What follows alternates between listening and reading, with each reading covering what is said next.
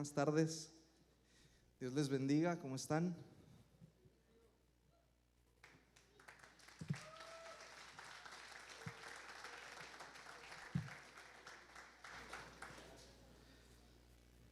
Bendiciones, iglesia, es un gusto vernos nuevamente en esta reunión de domingo. Dice la palabra que es muy bueno y muy agradable reunirnos los hermanos juntos en armonía. ¿Cuántos creen que eso es cierto? ¿Cuántos creen que es bueno y agradable deleitarnos teniendo este tiempo? El domingo es nuestro día favorito, como dice el pastor. Nos encanta celebrar juntos todos al Señor, nos encanta cantarle, adorar su nombre, pero sobre todo, hermanos, nos encanta seguir conociendo más al Dios que adoramos a través de su palabra. Por eso a mí me da confianza pararme aquí, sabiendo que la palabra de Dios nunca vuelve vacía, siempre cumple el propósito por el cual Dios la envía, y esa es mi convicción. Así que siéntete bienvenido y bienvenida una vez más para recibir la palabra de Dios.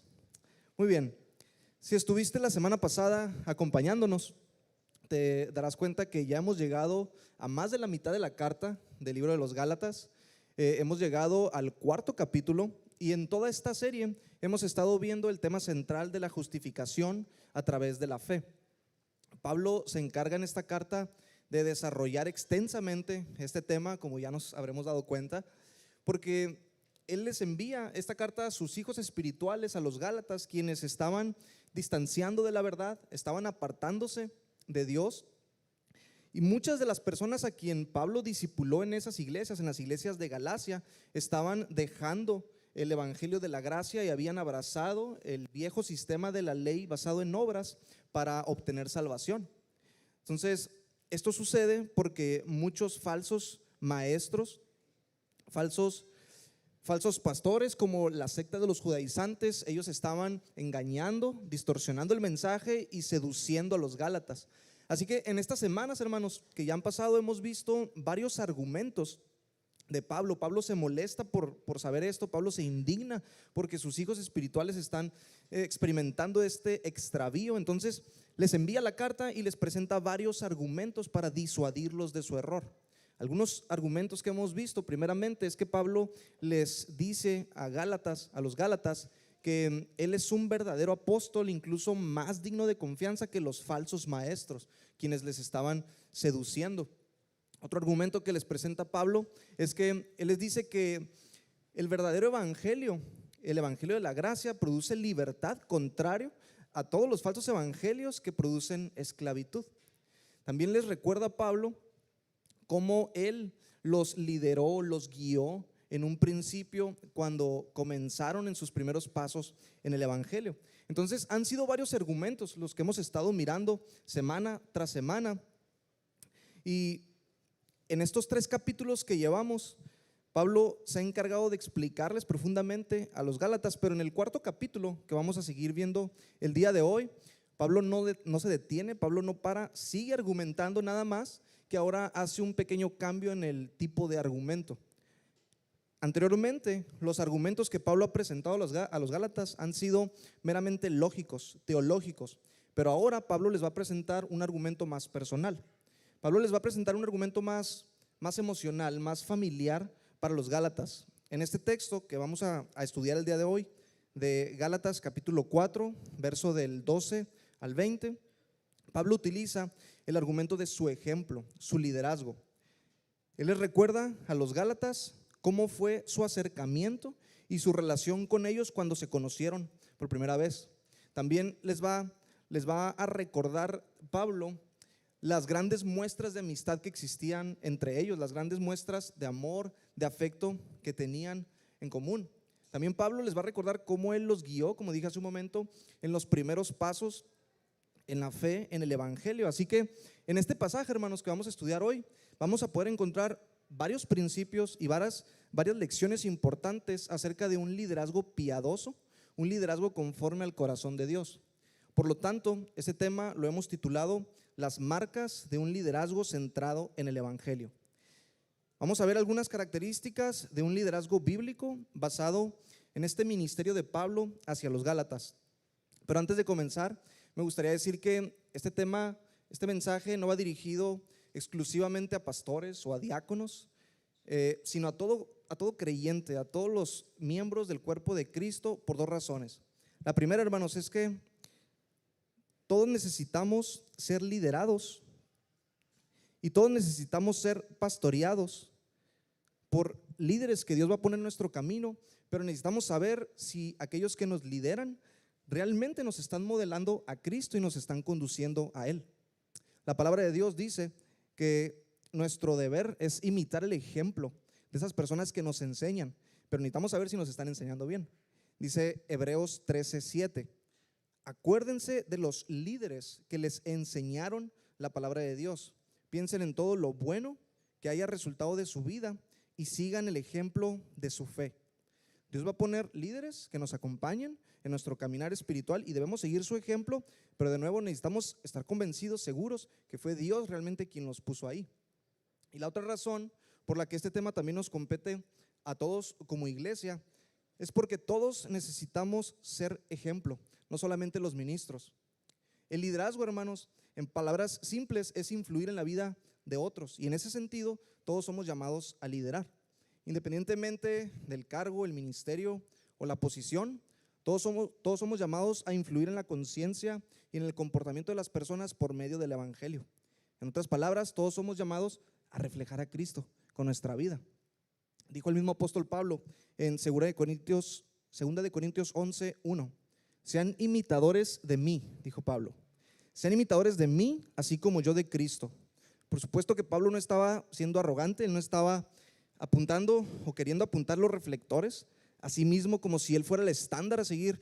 No, él sabía perfectamente que el estándar a seguir es Cristo, pero lo que estaba diciendo es que con su ejemplo, a través de su ejemplo, muchos otros iban a poder ser más como Jesús. Y sabes, eso necesitamos poder decir tú y yo también.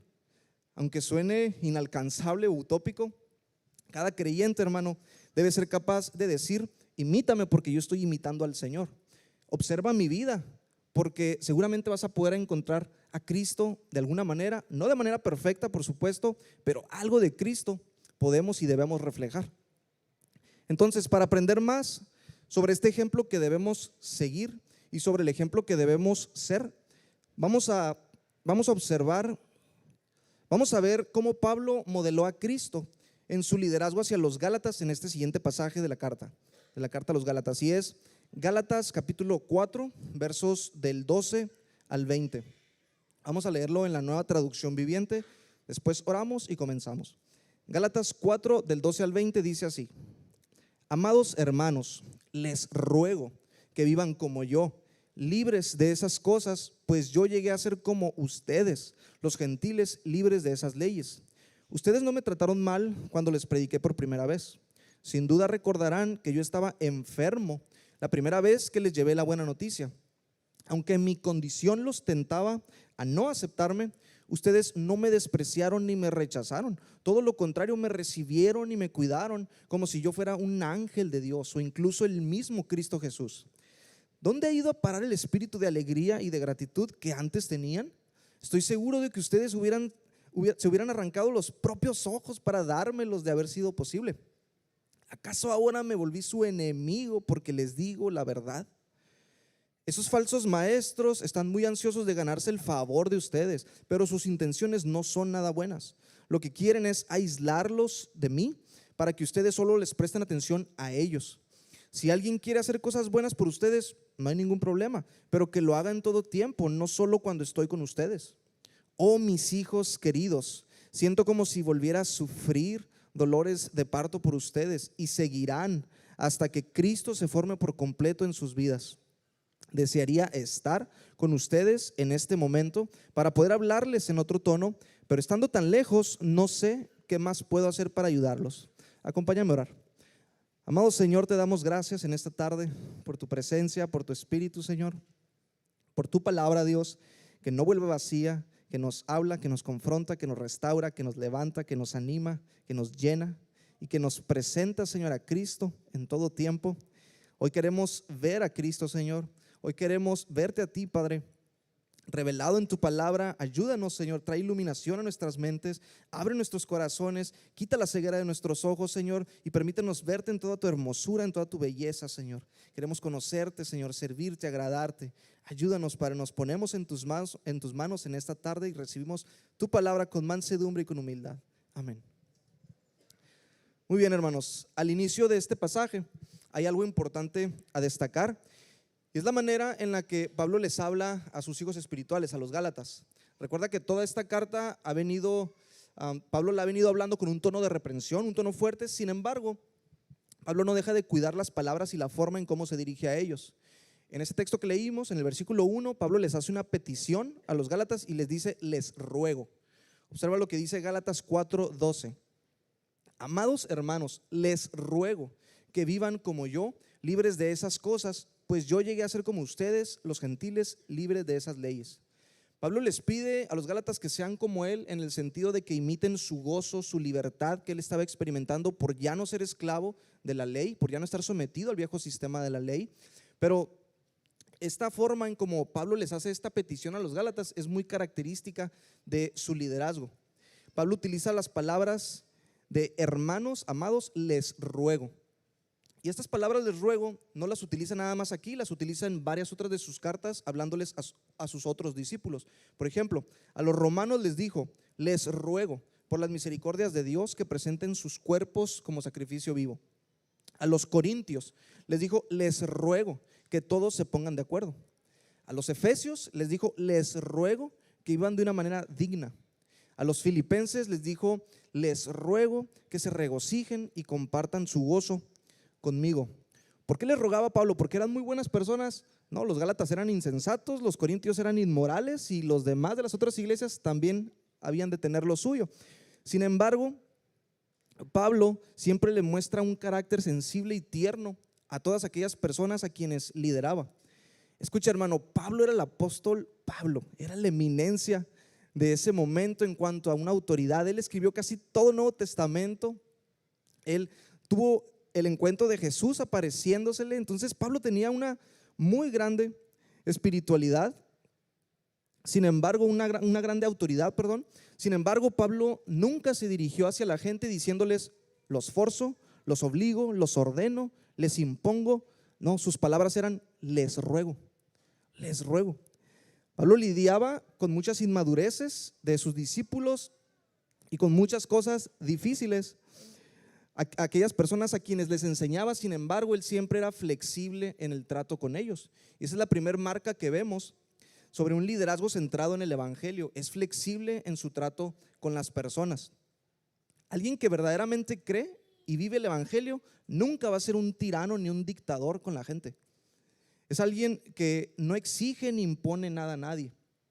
Es alguien que tiene tacto, que tiene gracia en su acercamiento con las personas. También es alguien que cuida mucho las palabras que usa y cómo las usa.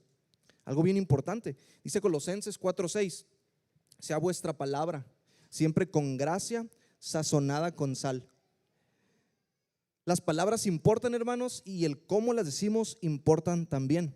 Quizá muchos de nosotros, cuando nos dirigimos con la gente, cuando hablamos, cuando tenemos un trato, incluso cosas quizá difíciles que tratar, tal vez tenemos un tono muy áspero, muy recio, muy agrio, y tal vez es necesario que le echemos un poquito de sal a nuestras palabras para que suenen mejor y para que puedan ser recibidas mejor. Esto tiene que ver con el trato amable y humilde que necesitamos tener con los demás que nos muestra Pablo. Él cuidaba mucho. Pablo cuidaba siempre eso, como estamos mirando. Y la realidad, hermanos, es que sonaba muy diferente a los pseudoapóstoles de hoy en día, cuyo vocabulario y tono y manera de hablar refleja y exhibe la profunda arrogancia que hay en su corazón. Muchas personas presumen de una super autoridad, una super espiritualidad, y se la pasan demandando, ordenando, decretando, y no a los hombres, a Dios mismo, exigiendo que sus peticiones sean cumplidas, justificándose en su autoridad, en su posición. Hermanos, eso no es lo que nos muestra el apóstol Pablo. No importa cuánta autoridad espiritual digamos tener, la actitud de nuestro corazón, nuestra manera de hablar y de expresarnos siempre debe ser humilde. Sin importar la posición, el rango, el ministerio en el que estemos, Nuestro espíritu siempre debe ser manso como el de Jesús. Eso es lo que caracteriza siempre a un siervo de Cristo. Entonces no podemos forzar a Dios, ni ordenarle, ni decretarle, por supuesto. Así que tampoco podemos hacerlo con la gente con quien tratamos. Pablo nunca usó su autoridad de esa manera, ni siquiera cuando tenía que exhortar. Pablo entendía que él era un pecador más exhortando a otros pecadores. Y Pablo entendía también que la verdad es algo que siempre se debe hablar en amor, con amor. Les habló recio, sí, los reprendió, pero nunca los maltrató, nunca los humilló, nunca los despreció. Al contrario, aunque estaban ciertamente muy equivocados, muy errados, él fue flexible en su trato con ellos al punto de decirles, les ruego. Esa clase de flexibilidad, hermanos, es la que tenemos que tratar, que es la que tenemos que utilizar cuando tratamos con otras personas, un trato humilde y amable. Y esa es la regla de oro que nos habló Jesús: tratar a los demás como nos gustaría ser tratados a nosotros. A mí me impactó algo que Pastor Ismael hace unas semanas atrás nos dijo a mí y a unos amigos.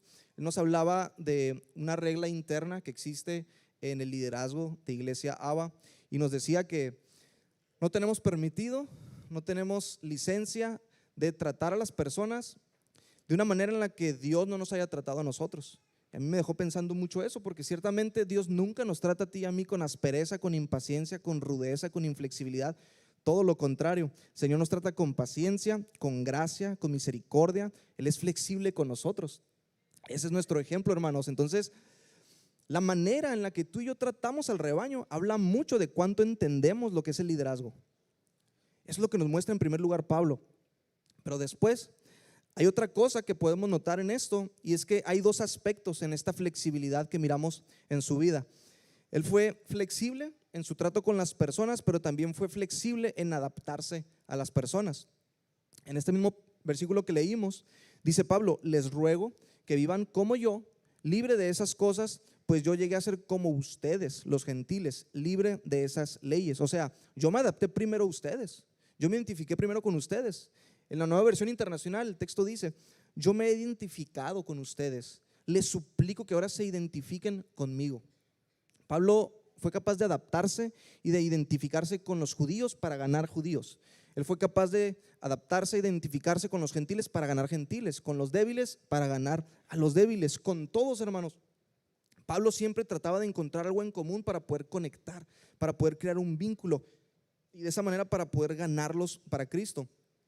Y es en serio muy impresionante cuánta flexibilidad tenía Pablo, porque literalmente él vivía con ellos, él comía con ellos, él caminaba con ellos, él se involucraba tanto con ellos a pesar de que no era su mundo.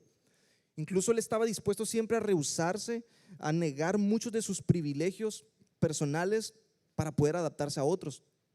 ¿Por qué? ¿Por qué Pablo estaba tan dispuesto a hacer eso? Porque recuerda a quién estaba imitando. Él estaba imitando a Cristo, y eso es lo que Cristo hizo por ti y por mí. El Señor vino a esta tierra, se encarnó, se hizo uno de nosotros. El Señor vivió con nosotros, comió con nosotros, caminó con nosotros, se involucró tanto con nosotros a pesar de que no era su mundo.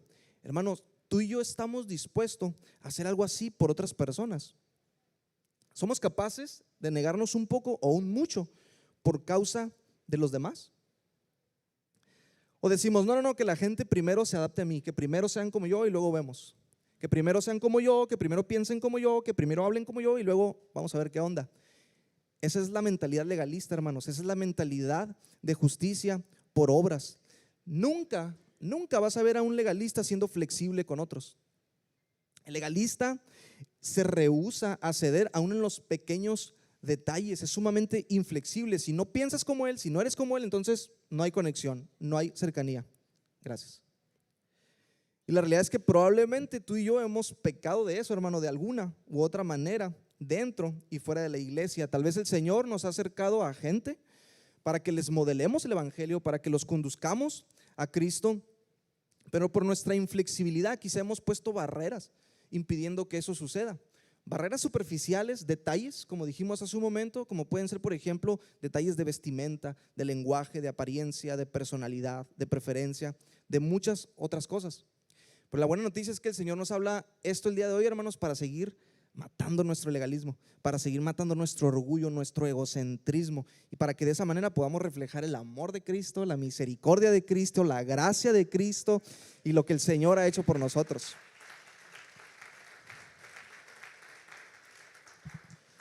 Entonces, Dios desea que crezcamos en esto, hermanos, porque es la única manera de reflejar a Jesús.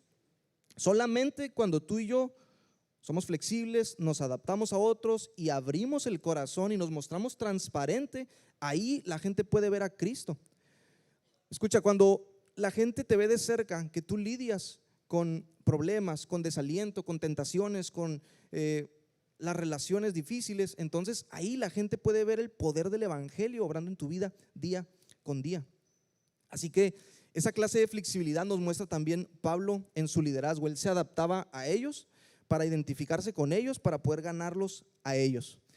Para hacer eso, hermanos, necesitamos humildad.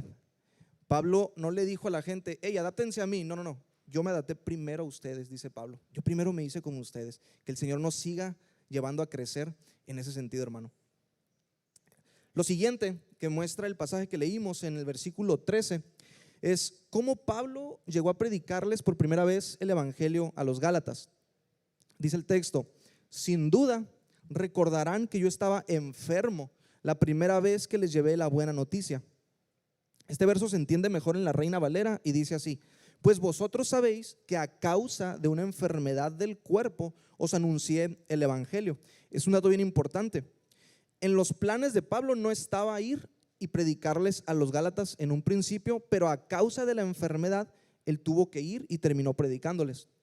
Muchas personas creen que esta enfermedad que tenía Pablo era posiblemente malaria, o que era epilepsia, o que quizá pudo haber sido un problema en los ojos a causa de la ceguera temporal que él sufrió cuando Jesús se le aparece y lo deja ciego.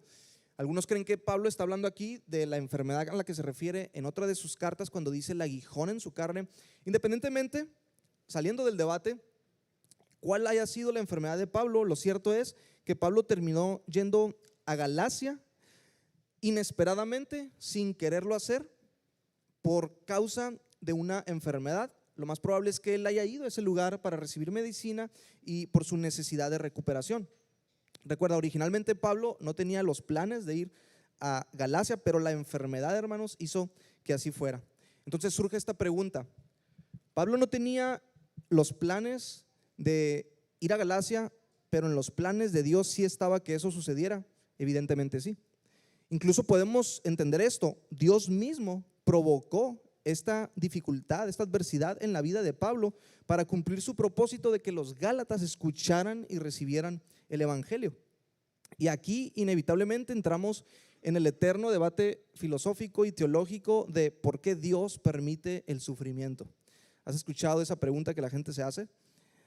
La realidad es que no tenemos el suficiente tiempo para dar una respuesta muy exhaustiva, muy profunda al respecto, y también no es el tema central el día de hoy. Pero lo que podemos ver aquí, hermanos, en la vida de Pablo es que Dios permite el sufrimiento por un bien mayor. Eso es lo que estaba sucediendo con Pablo. Dios permitió esta enfermedad en su vida no para hacerlo sufrir, no para castigarlo, no para hacer que él sufriera, ni mucho menos. No, lo hizo para permitir, para cumplir su propósito de salvar a los Gálatas. Escucha, la salvación eterna de muchos era un bien mayor que la salud terrenal de uno. Ese era el bien mayor que se encontraba detrás de la adversidad de Pablo. Ahora, el punto es este: ¿cómo reaccionó Pablo ante la adversidad? ¿Cuál fue su actitud? ¿Pablo renegó y cuestionó y le reclamó a Dios por las cosas malas que le pasan en la vida? ¿Pablo se quejó y renunció de la fe y ya no quiso servir más al Señor? No, todo lo contrario, él aprovechó que estaba en Galacia para predicarle a los Gálatas. Esa es otra marca, hermanos, de un líder que se centra en el evangelio. Glorifica a Cristo en la adversidad, en cada oportunidad, por más difícil que sea. ¿Quién era Pablo? Era alguien que amaba al Señor, que sabía que su vida le pertenecía a Cristo y amaba a la gente. Por lo tanto, él no perdió la más mínima oportunidad de salvar personas, aún en medio de su aflicción. Pablo entendió, hermano, algo que tú y yo necesitamos entender: Dios permite la adversidad en nuestras vidas para cumplir múltiples propósitos mayores a los nuestros. mayores, más altos que a veces no entendemos. Sabes, mi familia y yo podemos dar testimonio de eso, porque antes de conocer al Señor, teníamos un tío que nos predicaba constantemente la palabra, que nos invitaba a la iglesia, pero la realidad es que nunca le hicimos caso, nunca accedimos a su invitación. Sin embargo, en su muerte, en su funeral especialmente, Dios obró de una manera poderosa en nuestros corazones, nos tocó, nos salvó y por su gracia hoy estamos aquí. Hermano, tal vez tú puedes, gloria a Dios, tal vez tú puedes dar algún testimonio muy similar, tal vez tú puedes dar algún ejemplo de cómo Dios obró en tu vida o en la vida de otros a través de un problema, un fracaso o una tragedia incluso, porque así suele obrar Dios. Es irónico, hermanos, pero la realidad es que Dios nunca nos prometió bendición quitando el sufrimiento, sino a través del sufrimiento. Dios usa el sufrimiento para hacernos más como Cristo y para glorificar a Cristo por medio de Él. Toda la escritura de página a página nos enseña que todo lo que Dios hace y todo lo que Dios permite es para nuestro bien y para su gloria.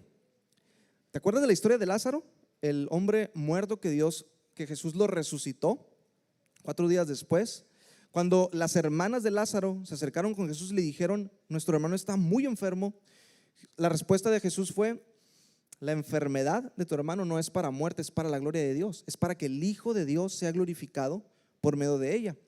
En otra ocasión también, cuando los propios discípulos de Jesús le preguntaron por qué un hombre había nacido ciego, porque estaba ciego desde su nacimiento, la respuesta de Jesús fue en Juan 9:3: no es que haya pecado él ni sus padres, este hombre nació ciego para que en él se muestren las grandes cosas que Dios puede hacer. Quiero decirte, hermano, que es posible que no entiendas por qué te pasan las cosas que te pasan, por qué estás sufriendo lo que estás sufriendo, pero quiero decirte que sí puedes estar seguro de que en cada adversidad, en cada sufrimiento, la gloria de Dios se va a manifestar. El Señor se va a glorificar en tu vida y a través de tu vida. Eso es verdad, eso es cierto, eso sí lo prometió el Señor. Él sí prometió glorificarse en ti y a través de ti. Entonces esa es nuestra esperanza y nuestra confianza y nuestro descanso, aún en medio del sufrimiento y de la aflicción.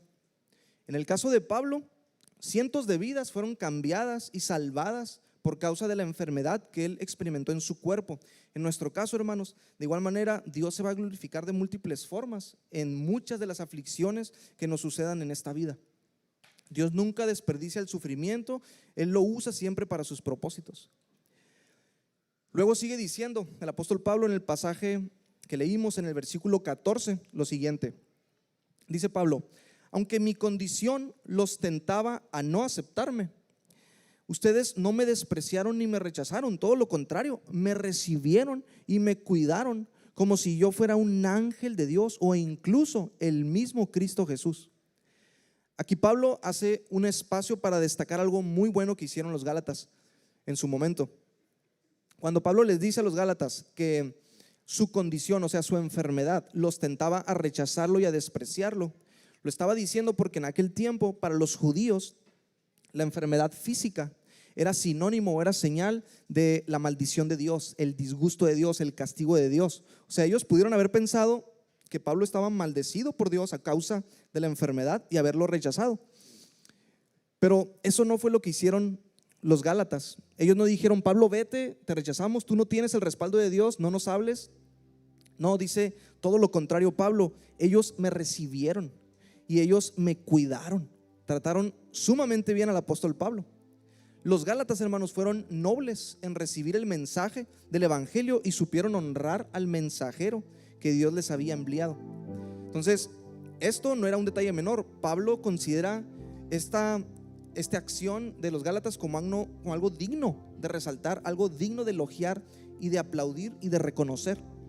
Como buen líder, entonces, Pablo sabe reconocer las cualidades y virtudes de otros.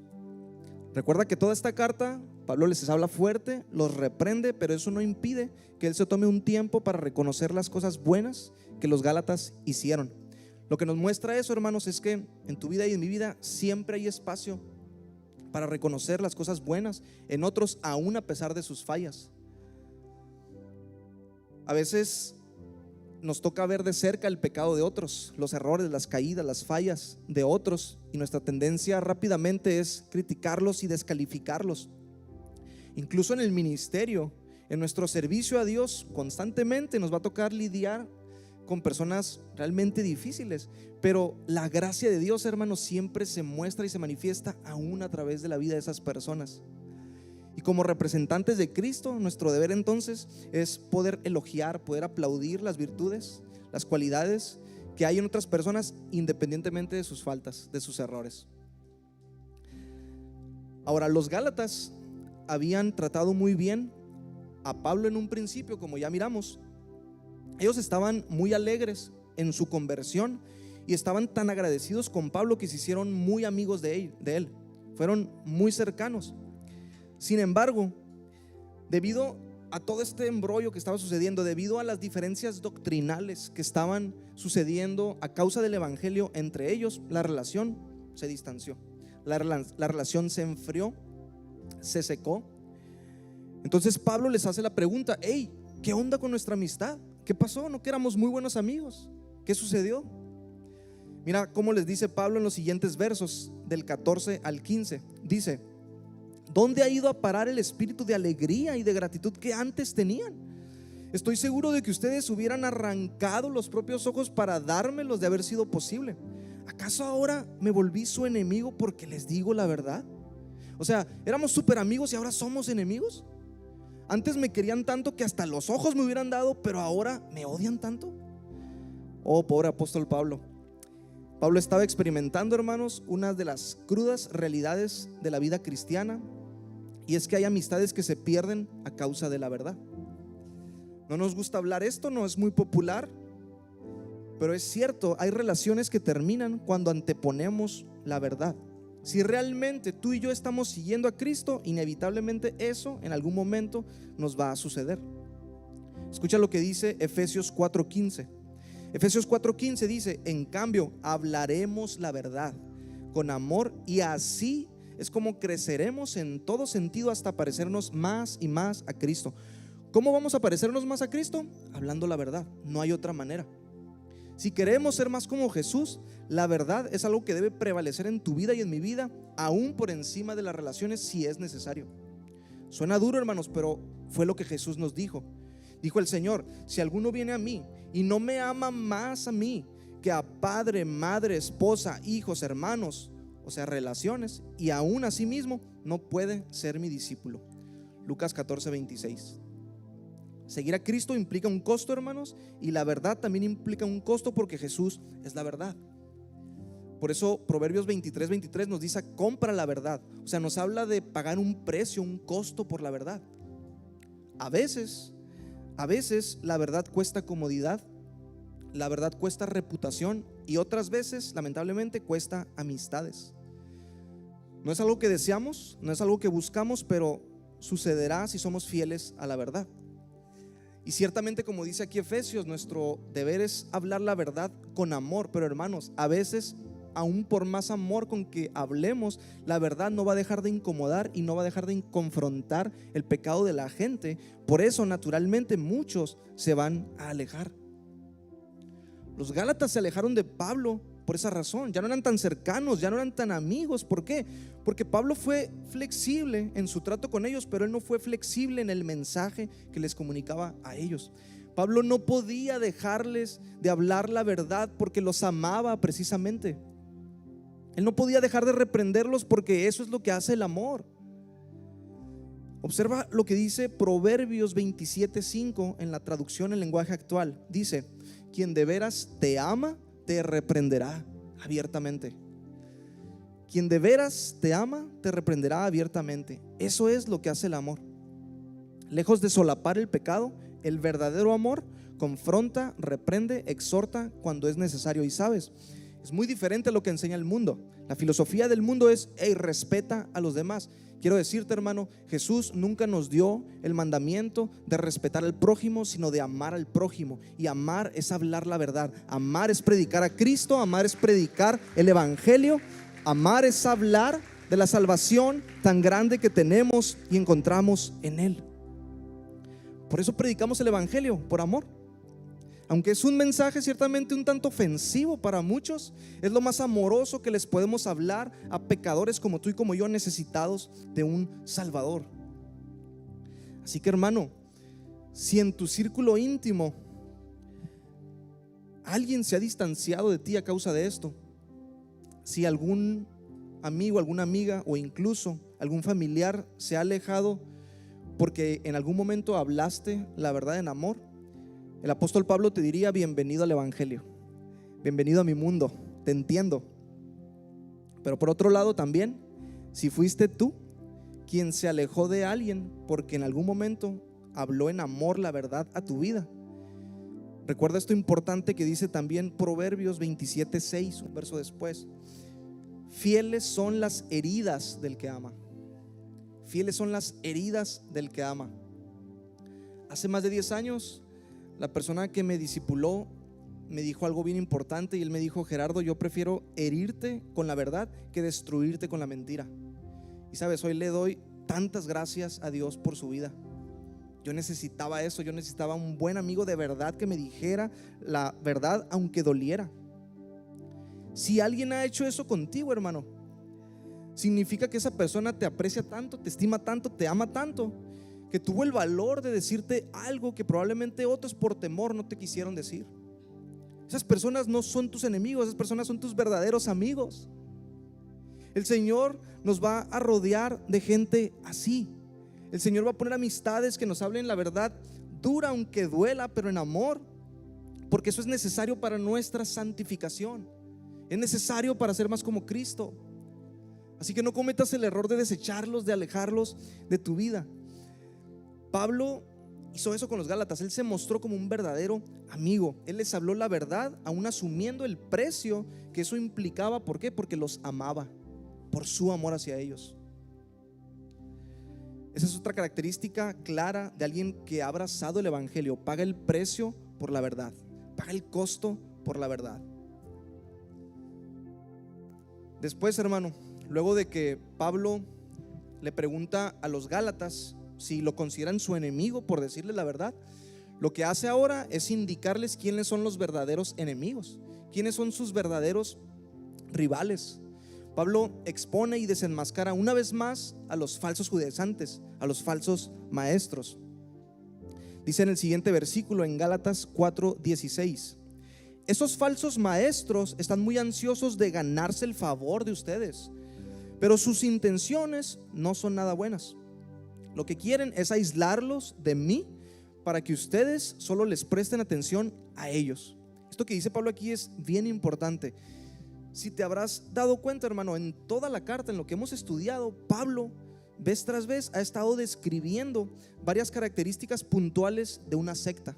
Por ejemplo, falso interés. Los judaizantes no amaban ni se preocupaban realmente por los gálatas. Separación. Los judaizantes querían aislar a los gálatas de Pablo porque le tenían envidia y le tenían celos. Adulación. Los judaizantes le decían a los gálatas lo que querían oír, les endulzaban el oído para ganar su favor y conseguir su lealtad. Esclavitud. Les imponían leyes y tradiciones humanas. Manipulación. Los persuadían a tal punto de que lograban que ellos hicieran lo que querían. Abuso. Los judaizantes no querían servir realmente a los gálatas, ellos querían usar a los gálatas para servirse a sí mismos. Proselitismo. Ellos no buscaban ganar almas para Cristo, buscaban ganar adeptos para su grupo. Y autoglorificación. No buscaban la gloria de Dios, buscaban su propia gloria. Hermano, si en algún momento te encuentras en algún lugar así, corre por tu vida, huye por tu vida. Los falsos maestros siempre van a buscar personas que lo necesiten a ellos, que sean dependientes de ellos, que los sigan a ellos, incluso si es posible, que los adoren a ellos.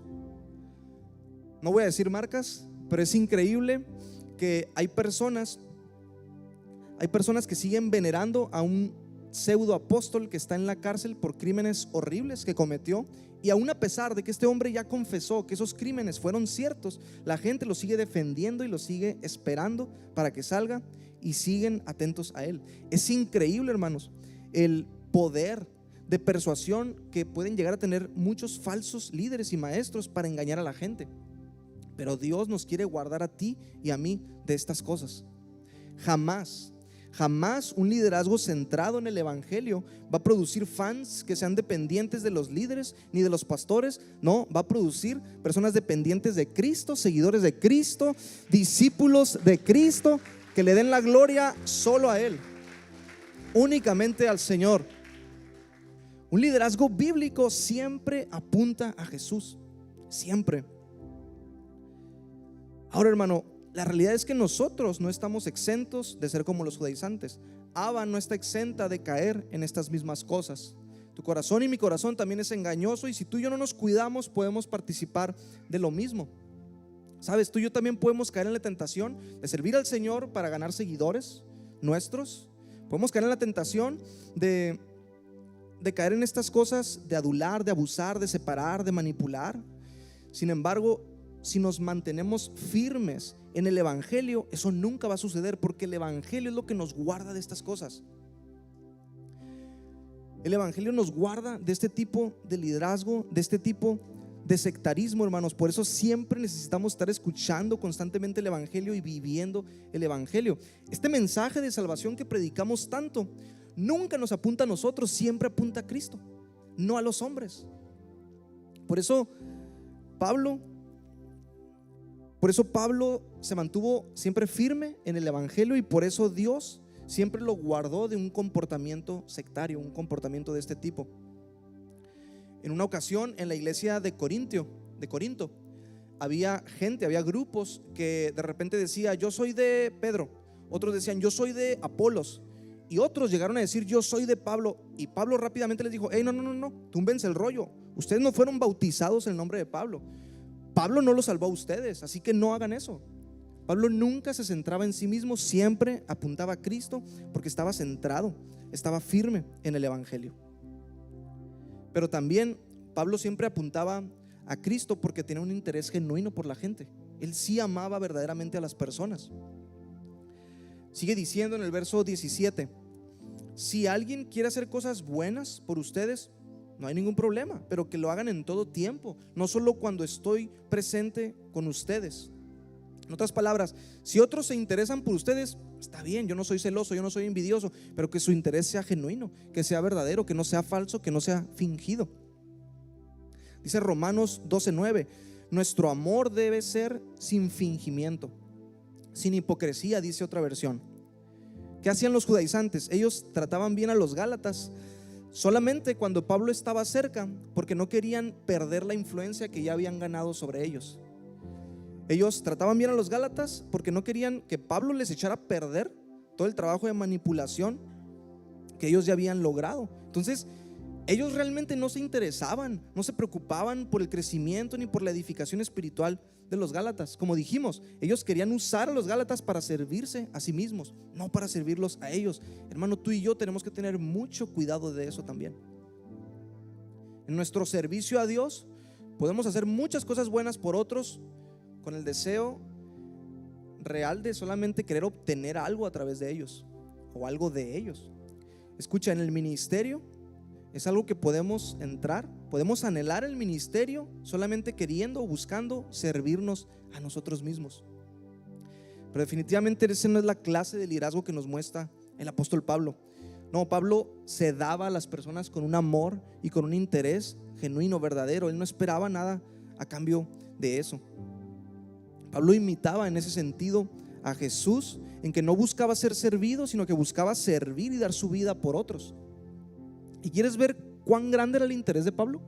¿Quieres ver qué tanto amaba y se interesaba por las demás personas? Mira lo que sigue diciendo en el verso 19: oh mis hijos queridos, siento como si volviera a sufrir dolores de parto por ustedes, y seguirán hasta que Cristo se forme por completo en sus vidas.